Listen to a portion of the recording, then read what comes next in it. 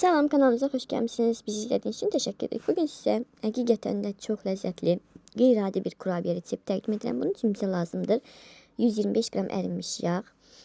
Siz yağı otaq temperaturunda saxlaya bilərsiniz. Biz əritdik. 100 ml stəkan su ilə əsmər, yəni qəhvəyi şəkər tozu, tünd şəkər tozu, 100 mg stəkan su ilə ağ şəkər tozu və bunları qarışdırırıq. Üzərinə 1 ədəd yumurta əlavə edirik. 1 paket qabartma tozu, 1 paket vanil əlavə edib qarışdırırıq.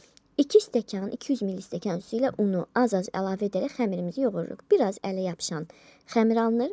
Sonra üzərinə zövqə görə damla şokoladı və 6-7 ədəd çiyələyi xırda-xırda doğrayıb xəmirimizin üzərinə əlavə edib qarışdırırıq. Çiyələyi əlavə etdikdən sonra xəmir biraz sulanır. Buna görə də xəmirimizin üzərinə 1-2 ovuc, yəni 1-2 yemək qaşığı un yenidən əlavə edib xəmirimizi formaya salırıq. Və İstədiyiniz ölçüdə kurabiyələri götürə bilərsiniz. Biz biraz yekə götürdük ki, daha gözəl görünsün. Və nəticədə çox ləzzətli kurabiyalar alınır. 180 dərəcədə 20 dəqiqə ərzində bişir. Yumuşaq.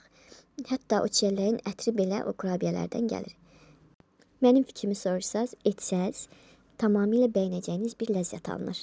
Ümid edirəm ki, edib, bəyənib, fikirlərinizi bizimlə bölüşəcəksiniz və rəylərinizi, bəyənlərinizi və hətta bizim kanalımızın 1000 abunəni keçməyimizə dəstək olacaqsınız. Diqqətiniz üçün təşəkkür edirik. Sağ olun, nuş olsun.